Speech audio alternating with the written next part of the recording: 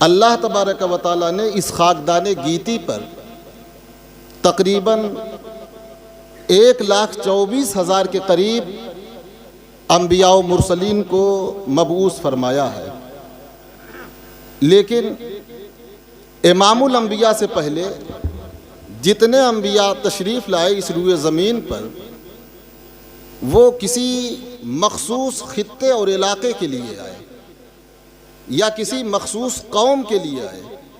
اس لیے آپ سے پہلے جتنے انبیاء آئے ان کی ذمہ داری یہ تھی کہ جس خطے کے لیے وہ آئے تھے اس خطے کے اندر اصلاح کا کام کریں، اس خطے کے اندر تبلیغ اور دعوت کا کام کریں۔ مگر امام الانبیاء صلی اللہ علیہ وسلم کسی مخصوص خطے اور علاقے کے لیے نہیں آئے ہیں، کسی مخصوص قوم کے لیے نہیں آئے ہیں۔ ایسا نہیں کہ صرف آپ عرب کے لیے آئے تھے، ایسا نہیں کہ آپ صرف بنی ہاشم کے لیے آئے تھے، بلکہ آپ پوری کائنات کے لیے پیغمبر بن کر آئے تھے، پوری کائنات کے لیے آپ رسول ہیں۔ آپ سارے سنسار کے لیے اللہ کا پیغمبر بن کر آئے ہیں، آپ پوری دنیا کی امانت ہیں۔ بڑی اچھی بات کہی ہے کسی غیر مسلم سکھ شاعر نے کہ پیار ہو جائے کسی سے کوئی چارہ تو نہیں، صرف مسلم کا محمد پہ اجارہ تو نہیں۔ آپ ایک آفاقی پیغمبر ہیں۔ قرآن مقدس کے اندر بے شمار آیتیں موجود ہیں جو آپ کے آفاقی پیغمبر ہونے پر دلالت کرتی ہیں۔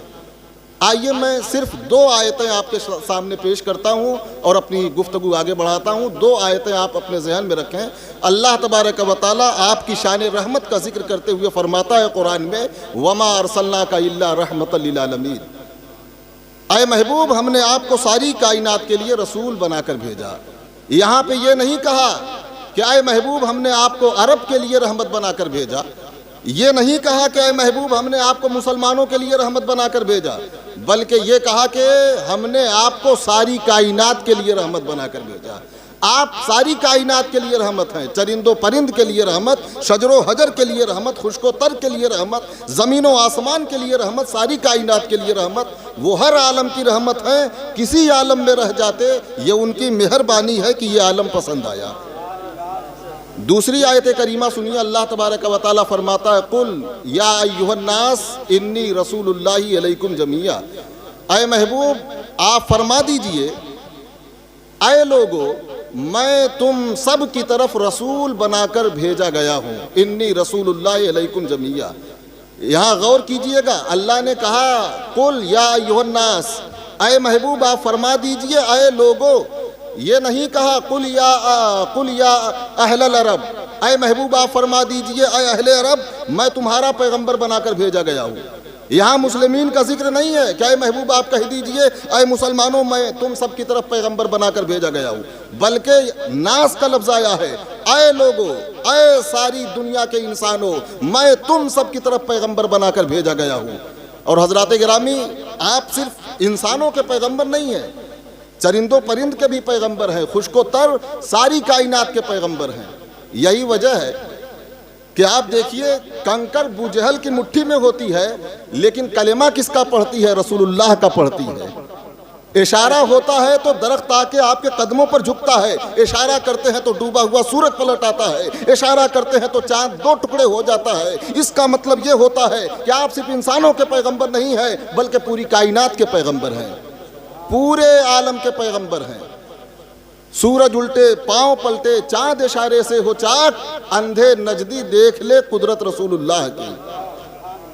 حضرات یہ تو تمہیدی بات تھی، میں یہ کہہ رہا تھا کہ نبوت ایک منصب ہے، رسالت ایک منصب ہے، اور چونکہ نبوت ایک عظیم منصب ہے، آپ سنجیدگی کے ساتھ میری گفتگو سماعت کیجئے گا کیونکہ میں بہت سنجیدگی کے ساتھ بولتا ہوں اور سنجیدگی پسند کرتا ہوں۔ اگر آپ نے اطمینان کے ساتھ اور پوری توجہ کے ساتھ میری گفتگو سنی تو انشاءاللہ کوشش کروں گا کہ میں جو مقصد بیان کرنا چاہتا ہوں وہ مقصد آپ کو سمجھا دوں۔ دیکھیے نبوت ایک عظیم منصب ہے، رسالت اس سے بڑا منصب ہے، اور میں تو سمجھتا ہوں بلکہ سچائی یہ ہے کہ اللہ تبارک و تعالیٰ کی جانب سے اپنے بندوں کو عطا کیے جانے والے سارے منصبوں سے سب سے عظیم منصب ہے رسالت۔ اور ظاہر سی بات ہے جب رسالت اور نبوت سب سے عظیم منصب ہے تو اس منصب پر جو انسان فائز ہوگا اس کی ذمہ داریاں بھی سب سے بڑی ہوں گی، اس کی ذمہ داریاں سب سے بڑی ہوں گی۔ اب سوال یہ ہے کہ نبوت و رسالت کے منصب کی ذمہ داریاں کیا ہیں؟ تو آپ یاد رکھیے گا، نبوت و رسالت کے منصب کی ذمہ داریاں یہ ہیں کہ سماج کے اندر انقلاب لایا جائے، معاشرے سے برائیوں اور بے حیائیوں کا جنازہ نکالا جائے، سماج کو جہالت کی تاریکیوں سے نکال کر علم سے ان کو روبرو کرایا جائے، اور جو لوگ خودی میں مبتلا ہیں ان کو خودی سے نکال کر خدا تک پہنچایا جائے۔ مطلب یہ ہے کہ نبی کا مقصد انقلاب برپا کرنا ہوتا ہے اس روئے زمین پر، اس سماج کے اندر انقلاب لانا ہوتا ہے۔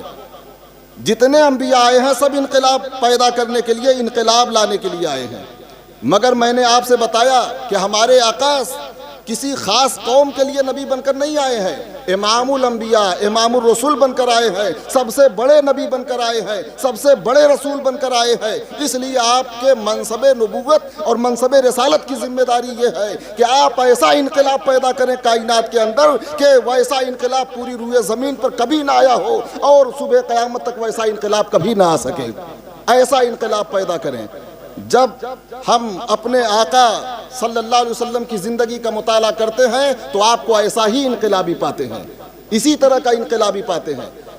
جتنے انقلابات آئے ہیں روئے زمین پر، آپ سارے انقلابات کو ایک طرف رکھیے، ایک پلے پہ رکھیے ترازو کے، اور تنہا انقلاب محمدی کو ترازو کے دوسرے پلے میں رکھ دیجئے۔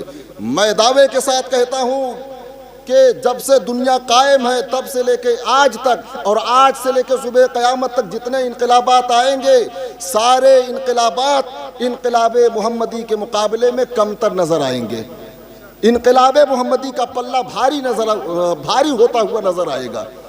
انقلاب محمدی کی حقیقت دیکھنی ہے تو تاریخ کے اوراق الٹیے اور دیکھیے، ابھی آپ روئے زمین پر پیدا نہیں ہوئے ہیں کہ کسریٰ کے ایوان میں زلزلہ پیدا ہو رہا ہے، کسریٰ کے ایوان میں زلزلہ آ رہا ہے۔ ابھی آپ روئے زمین پر قدم نہیں رکھے ہیں کہ قیصر کے ایوان میں، قیصر کے قصر میں جو 14 کنگرے تھے وہ زمین پر گر رہے ہیں۔ ابھی آپ آئے نہیں ہیں روئے زمین پر کہ فارس کے اندر 1000 برس سے جو آتش کدہ روشن تھا وہ بجھ گیا، خاک ہو گیا پورا آتش کدہ۔ گویا کہ اللہ تبارک و تعالیٰ کی جانب سے خاموش پیغام دیا جا رہا ہے دنیا والوں کو کہ دنیا والوں دیکھو، ایک ایسی ذات آنے والی ہے، ایک ایسی انقلابی ذات آنے والی ہے دنیا کے اندر جو آئے گا تو کسریٰ کے غرور کو خاک میں ملا دے گا، قیصر کے نخوت کا جنازہ نکالے گا اور ایوان باطل میں تالا جڑ دے گا۔ یہاں پہ ایک بات سمجھ میں نہیں آتی کہ ابھی آفتاب نبوت آئے نہیں ہیں اور انقلاب کے آثار دیکھنے میں نظر آ رہے ہیں، انقلاب کے آثار دکھ رہے ہیں، کسریٰ کے ایوان میں زلزلہ آ رہا ہے، قیصر کے کنگرے گر رہے ہیں۔ ایسا کیوں؟ آپ آئے نہیں ہیں اور انقلاب کے آثار نظر آ رہے ہیں، ایسا کیوں ہے؟ میں آپ کو ایک مثال کے ذریعے سے سمجھاتا ہوں۔ دیکھیے، قدرت کا نظام یہ ہے، قدرت کا نظام اور دستور یہ ہے کہ سورج کے نکلنے سے پہلے سورج کے آثار، اس کے نکلنے کے آثار رونما ہو جاتے ہیں۔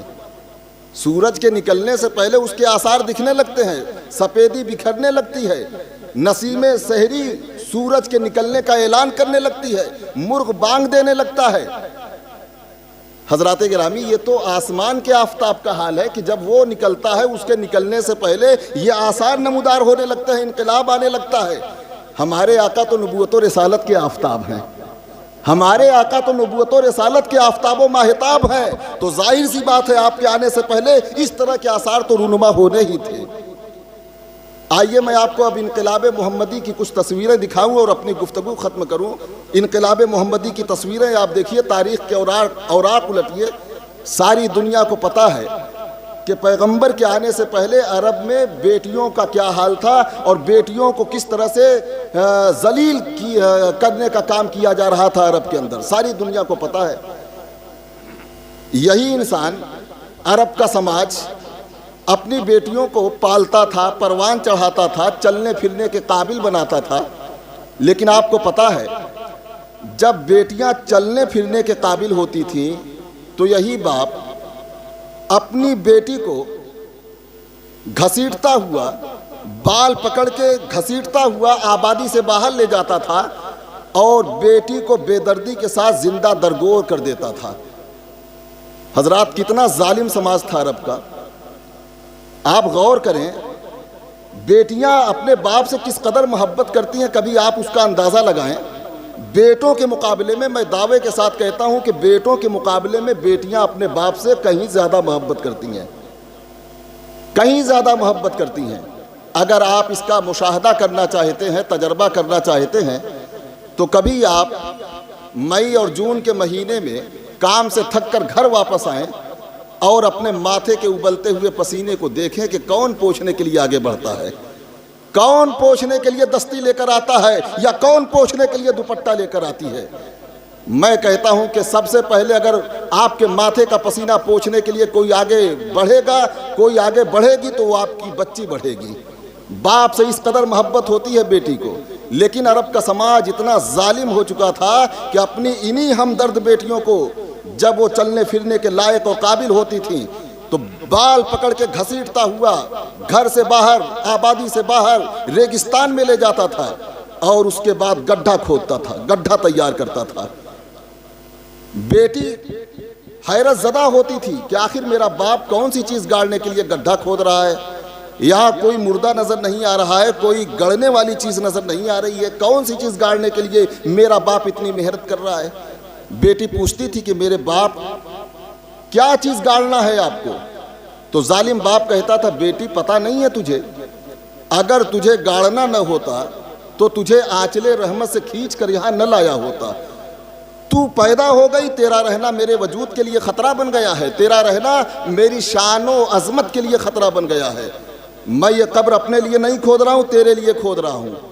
حضرات اس زمانے کا سماج یہ سوچتا تھا کہ بیٹی بڑی ہوگی، شادی کروں گا تو کسی کا سسر بولا جاؤں گا، ہمارے جوان جوان بیٹے جو سورما کے نام سے جانے جاتے ہیں کسی کے سالے کہے جائیں گے۔ یہ تھا عرب کا سماج۔ آپ ذرا تھوڑی دیر کے لیے تصور کیجئے کہ جو سماج اپنی بیٹیوں کو اس طرح سے بے دردی کے ساتھ گاڑتا ہوگا، وہ سماج دوسرے کی بہن بیٹیوں کے ساتھ کیسا سلوک کرتا ہوگا، دوسرے کی بہن بیٹیوں کے ساتھ کیسا رویہ ہوگا۔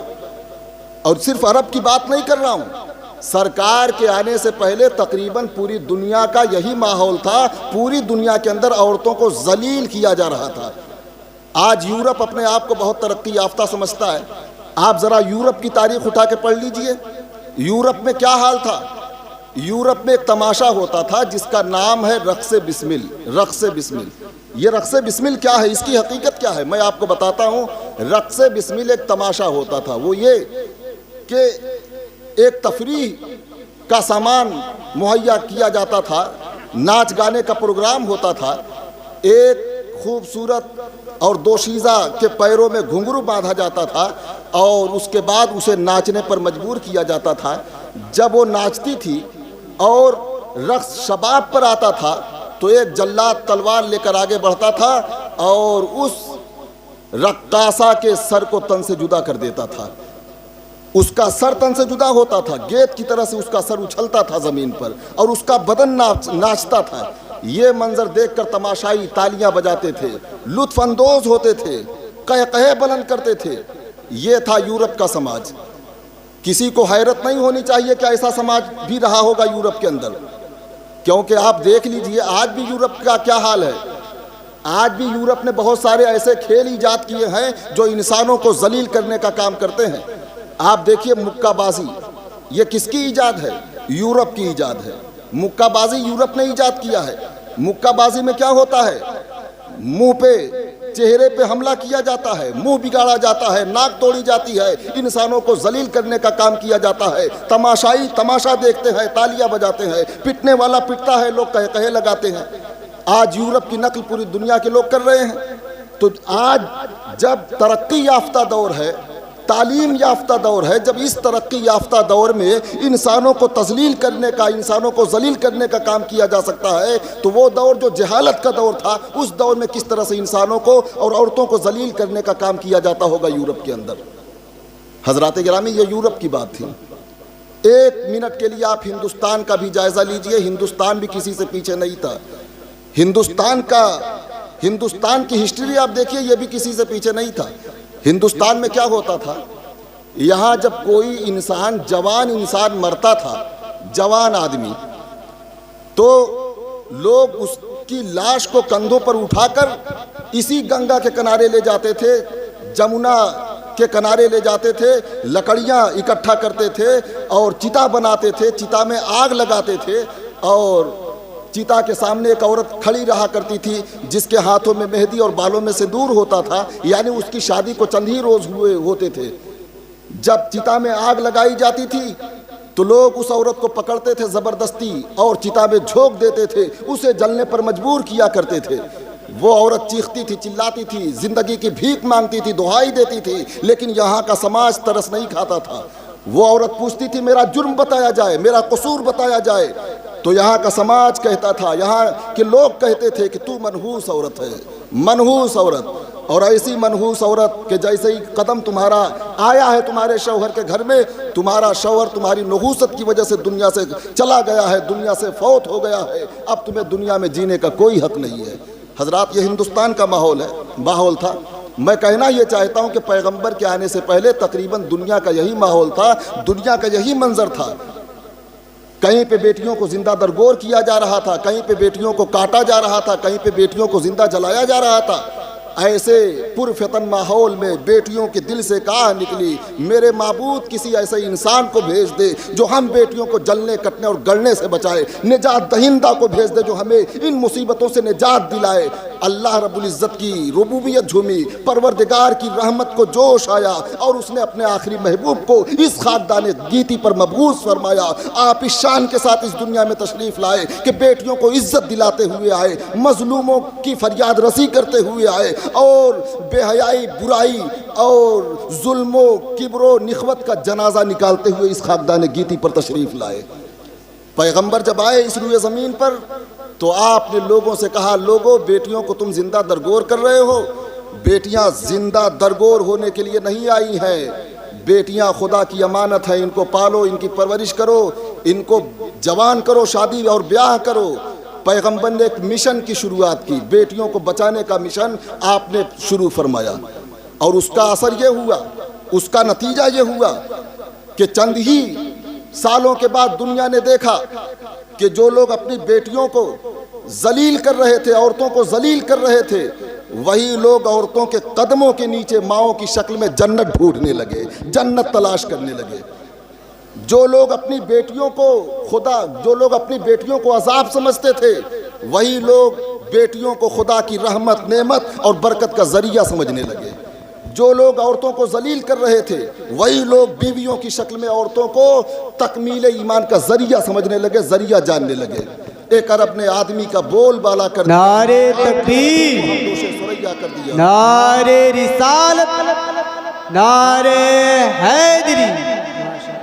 خود نہ تھے جو راہ پہ اوروں کے ہادی بن گئے، کیا نظر تھی جس نے مردوں کو مسیحا کر دیا۔ حضرات، ایک انتہائی دردناک واقعہ میں آپ کے سامنے پیش کر کے اپنی گفتگو ختم کرتا ہوں، اور آپ کو یہ ذہن اور آپ کو یہ بتلانا چاہتا ہوں کہ پیغمبر کے آنے سے پہلے لوگوں کا کیا مزاج تھا، اور پیغمبر کے آنے کے بعد لوگوں کا مزاج کس طرح سے تبدیل ہوا، اور کس طرح سے آپ نے سماج کے اندر انقلاب لانے کا کام کیا۔ سرکار دو عالم صلی اللہ علیہ وسلم کے ایک صحابی ہیں، نام جن کا قیس بن عاصم ہے رضی اللہ تعالیٰ عنہ۔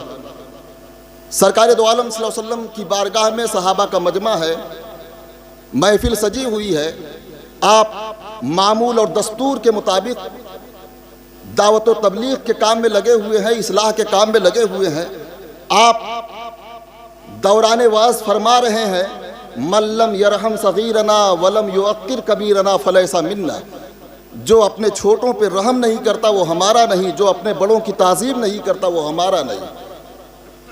پیغمبر کے اس جملے میں نہ جانے کا ایسا جادو تھا کہ قیس بن عاصم کے چہرے کا رنگ بدلنے لگا، چہرے کا رنگ تبدیل ہونے لگا، حلیہ ان کا بدلنے لگا، مگر وہ اپنے جذبات کو قابو میں کر رہے تھے، رونا چاہ رہے تھے چیخ چیخ کے، لیکن آداب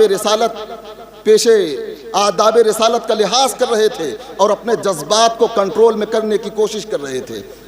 تبھی پیغمبر کی رحمت، نگاہ رحمت آپ کی طرف اٹھی، اور آپ نے قیس بن عاصم کے چہرے کا حال دیکھا، پوچھا قیس کیا بات ہے، کیوں پریشان ہو؟ اتنا پوچھنا تھا کہ قیس بن عاصم پھوٹ پھوٹ کے رونے لگے، بے قرار ہو کے رونے لگے۔ آپ نے فرمایا عاصم کیا بات ہے، کیوں روتے ہو؟ کہا یا رسول اللہ کیا بتاؤں، میں بہت بڑا مجرم ہوں، بہت بڑا پاپی ہوں۔ آپ کے آنے سے پہلے ہم لوگ رحم و کرم کے معنی و مفہوم سے واقف نہیں تھے، ہمارے سینوں میں پتھر کے دل ہوا کرتے تھے یا رسول اللہ، لیکن جب سے ہم آپ پر ایمان لائے ہیں ہماری کیفیت بدل گئی ہے، ہم بڑے ظالم ہوا کرتے تھے۔ آپ کو بتانا چاہتا ہوں یا رسول اللہ، انہی ظالم ہاتھوں سے میں نے اپنی 6 بیٹیوں کو زندہ درگور کیا ہے، 6 بیٹیوں کو زندہ میں نے گاڑا ہے، لیکن کبھی میرا ہاتھ نہیں کانپا ہے بیٹیوں کو گاڑنے کے وقت۔ لیکن جب سے آپ پر ایمان لایا ہوں، احساس ندامت مجھے سکون سے رہنے نہیں دیتا، احساس ندامت مجھے سونے نہیں دیتا، احساس ندامت مجھے سکون سے زندگی گزارنے نہیں دیتا۔ یا رسول اللہ ہر وقت تڑپتا ہوں اور سوچ سوچ کے پریشان ہوتا ہوں، اور خاص طور سے میری جو آخری بچی تھی اس کے دفن کا جو منظر ہے میں اس کو کبھی بھول نہیں پاتا ہوں۔ آج بھی وہ منظر راتوں میں مجھے تڑپاتا ہے، میں بے چین ہو جاتا ہوں، بستر سے اٹھ کے ٹہلنے لگتا ہوں۔ یا رسول اللہ مجھے یاد ہے میں ملک شام تجارت کے لیے جا رہا تھا، میری بیوی حاملہ تھی، حمل سے تھی، امید سے تھی۔ میں نے اپنی بیوی کو بلایا اور بیوی سے کہا کہ دیکھو میرے جانے کے بعد اگر بیٹا پیدا ہو تو خدا کی امانت سمجھ کے اسے گلے سے لگا لینا، پرورش کرنا، پالنا اور محنت و مشقت سے اس کو پروان چڑھانا، لیکن اگر بیٹی پیدا ہو منحوس بیٹی تو خبردار اس کو زندہ نہ چھوڑنا، اپنے ہاتھوں سے بیٹی کا گلا دبوچ دینا۔ حضرات گرامی، قیس بن عاصم کہتے ہیں کہ میں ملک شام گیا تجارت کے لیے، وہاں سے واپس آیا، بیوی کو بلایا اور پوچھا کہ بچے کا کیا ہوا؟ تو بیوی نے کہا کہ مردہ بچہ پیدا ہوا تھا، میں نے اسے دفن کروا دیا۔ بات آئی گئی، ختم ہو گئی، 8 سال کا عرصہ گزر گیا۔ ایک دن قیس بن عاصم خلاف معمول گھر میں آئے، دیکھا کہ گھر کے صحن میں ایک خوبصورت 8 سالہ بچی ہے اور قیس بن عاصم کی بیوی اس کے بالوں کو بڑے پیار سے سنوار رہی ہے۔ قیس بن عاصم کہتے ہیں کہ دیکھتے ہی میرے تن بدن میں آگ لگ گئی اور میں نے غضبناک نظروں سے بیوی کو دیکھا اور کہا کہ تم کو پتہ نہیں ہے کہ میں بیٹیوں کے وجود سے کس قدر نفرت کرتا ہوں، اس لڑکی سے کہو کہ میرے گھر سے نکل جائے اور دوبارہ میرے گھر میں قدم نہ رکھے۔ اتنا سنتے ہی میری بیوی جذبات سے لبریز ہو گئی اور میری بیوی نے کہا کہ قیس اب تم نے جان ہی لیا ہے، دیکھ ہی لیا ہے تو کان کھول کے سن لو، یہ کسی اور کی بچی نہیں ہے، یہ ہماری اپنی بچی ہے اور یہ کہیں جانے والی نہیں ہے، اسی گھر میں رہے گی۔ تمہیں پتا ہے کہ میں نے کتنی محنت سے اس کو پالا ہے، اس کی پیدائش کے بعد میں نے اپنی یہودی پڑوسن کے حوالے کر دیا تھا اور وہیں جا کے دودھ پلاتی تھی، وہیں جا کے پرورش کرتی تھی، اور میں نے اس کو سمجھا دیا تھا کہ خبردار تمہاری موجودگی میں یہ گھر میں نہ آئے، لیکن آج خلاف معمول تم آ گئے اور تم نے اپنی بیٹی کو دیکھ لیا تو اب یہ بیٹی یہیں رہے گی اور یہاں سے کبھی باہر نہیں جائے گی۔ قیس بن عاصم کہتے ہیں کہ میں غصے سے لال پیلا ہوا آگے بڑھا کہ بیٹی کا گلا دبوچ دوں، لیکن میری بیوی نے جذباتی لہجے میں کہا کہ قیس خبردار، بیٹی کی طرف اگر بڑھے تو یاد رکھنا بیٹی کی جان لینے سے پہلے میری جان تمہیں لینی ہوگی، میرا گلا دبوچنا ہوگا۔ قیس بن عاصم کہتے ہیں کہ میں نے اس وقت اپنے جذبات کو کنٹرول میں رکھا اور بے صبری سے رات کا انتظار کرنے لگا۔ جب رات کا سناٹا ہر طرف چھا گیا میں چپکے سے اٹھا، بیوی کے کمرے میں گیا، دیکھا کہ میری بیٹی، میری بچی اپنی ماں سے چمٹ کے اور انجام کے تصور سے بے خوف ہو کے سکون کی نیند سو رہی ہے۔ میں دبے قدم آگے بڑھا اور جاتے ہی اپنی بچی کے منہ کو تیزی کے ساتھ دبایا اور بچی کے منہ کو دبوچ لیا تاکہ اس کی آواز باہر نہ نکلنے پائے، اور اس کو گھسیٹتا ہوا باہر لایا اور رات کے سناٹے میں ریگستان لے گیا۔ بچی کے ہاتھ اور پاؤں کو میں نے باندھ دیا تاکہ بھاگ نہ سکے اور میں نے گڈھا کھودنا شروع کیا۔ عزیزان ملت اسلامیہ، ذرا تصور کرو اس بچی کے درد و کرب کو لفظوں میں کوئی انسان بیان ہی نہیں کر سکتا، کتنی دہشت طاری رہی ہوگی اس بچی کے دل پر۔ کوئی قلمکار، کسی قلم کے اندر اتنی طاقت نہیں ہے کہ اس درد کا احاطہ کر سکے، کسی خطیب کی زبان میں اتنی طاقت نہیں ہے کہ لفظوں کا جامہ پہنا سکے۔ البتہ صرف احساس کیا جا سکتا ہے کہ کتنا درد و کرب اور کتنی دہشت رہی ہوگی اس بچی کے سینے میں، لیکن احساس بھی ہر انسان نہیں کر پائے گا۔ احساس بھی وہی کرے گا جس کے سینے میں حساس دل ہوگا، تڑپتا ہوا دل ہوگا، وہی احساس کر سکے گا۔ قیس بن عاصم کہتے ہیں کہ میری بچی تڑپتی رہی، ماں ماں کہہ کے پکارتی رہی، لیکن مجھ کو ذرہ برابر ترس نہیں آیا۔ میں نے گڈھا کھودا اور اپنی بیٹی کو بے دردی کے ساتھ دفن کر دیا۔ یا رسول اللہ، میرا ہاتھ تک نہیں کانپا تھا۔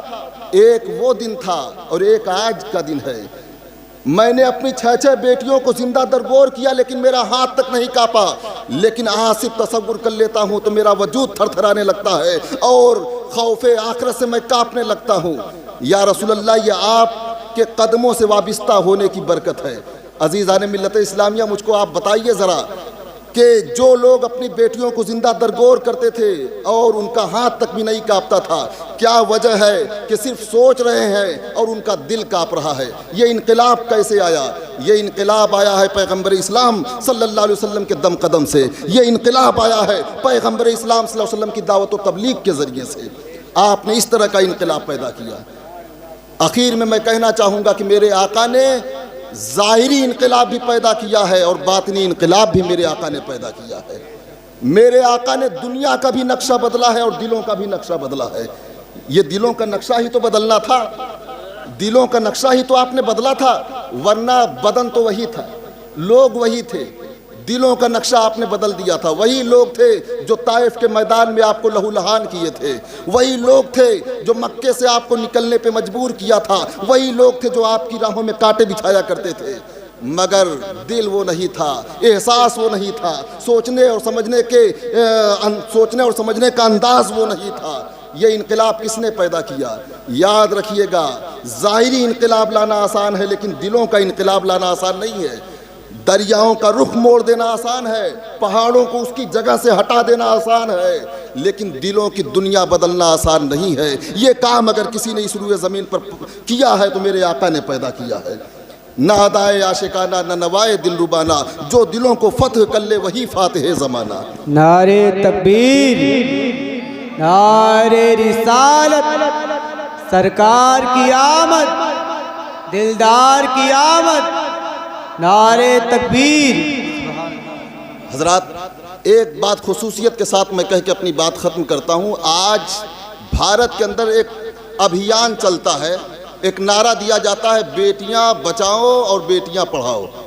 یہ نعرہ آج لگایا جاتا ہے بھارت کی دھرتی پر، ہندوستان کی سرزمین پر، اور لوگ سمجھتے ہیں کہ یہ آج کا نعرہ ہے اور یہ موجودہ وقت کے پرائم منسٹر کا دیا ہوا نعرہ ہے، لیکن 1400 سال پہلے کی تاریخ آپ اٹھا کے پڑھیے، یہ آج کا نعرہ نہیں ہے، یہ میرے پیغمبر کا دیا ہوا نعرہ ہے۔ میرے پیغمبر نے بچیوں کو بچانے کا ابھیان چلایا تھا، پوری گارنٹی کے ساتھ کہتا ہوں۔ سب سے پہلے اس روئے زمین پر اگر بچیوں کو بچانے کا ابھیان کسی نے چلایا تھا تو ہمارے اور آپ کے آقا جناب محمد رسول اللہ صلی اللہ علیہ وسلم نے چلایا تھا، اور بیٹیوں کو پڑھانے کا بھی ابھیان سب سے پہلے میرے آقا نے چلایا تھا۔ اللہ کے رسول نے فرمایا ہے، اللہ شریعت کی زبان میں عرض کرتا ہوں، اب مجھے کنفرم نہیں ہے کہ قرآن کی آیت ہے یا حدیث ہے، طلب العلم فریضۃ علی کل مسلم و مسلمہ، حدیث رسول ہے۔ سرکار نے فرمایا ہے، علم حاصل کرنا ہر مسلمان مرد و عورت پر فرض ہے۔ علم حاصل کرنا ہر مسلمان مرد و عورت پر فرض ہے۔ عورتوں کو پڑھانے کا ابھیان کس نے چلایا؟ ہمارے اور آپ کے آقا جناب محمد رسول اللہ صلی اللہ علیہ وسلم نے چلایا۔ آج بلاتکاریوں کو سزائے موت دینے کا ابھیان چلایا جا رہا ہے، لیکن آپ جانتے ہیں سب سے پہلے یہ ابھیان کس نے چلایا تھا؟ بلکہ میں کہتا ہوں ابھیان نہیں، میرے آقا نے بلاتکاریوں کو سزا دے کے دکھلایا ہے۔ بلاتکاریوں کو میرے آقا نے سزائیں دی ہیں، اور جب میرے آقا کا قانون چلتا تھا تو عورتوں کو جو عزت حاصل تھی، وہ عزت آپ سے پہلے نہ عورتوں کو کبھی حاصل تھی، اور نہ آج تک وہ عزت حاصل ہو سکی ہے، اور نہ صبح قیامت تک وہ عزت عورتوں کو حاصل ہو سکے گی۔ آپ دیکھیے تاریخ اٹھا کے پڑھیے، ہیرا سے عورت تنہا چلتی تھی، مکۃ المکرمہ آتی تھی، خانہ کعبہ کا حج کرتی تھی، اسے کسی کا خوف نہیں ہوتا تھا، بے خوف آتی تھی، اونٹ پہ سوار ہو کے اکیلے آتی تھی اور خانہ کعبہ کا حج کر کے بے خوف ہو کے واپس جاتی تھی۔ قادسیہ سے عورت آتی تھی، بے خوف ہو کے حج کرتی تھی اور تنہا واپس جاتی تھی۔ اس طرح سے ہمارے آقا نے عورتوں کو عزت بخشنے کا کام کیا ہے۔ حضرات باتیں تو بہت ساری ہیں، آج دنیا کے بہت سارے لوگ سرکار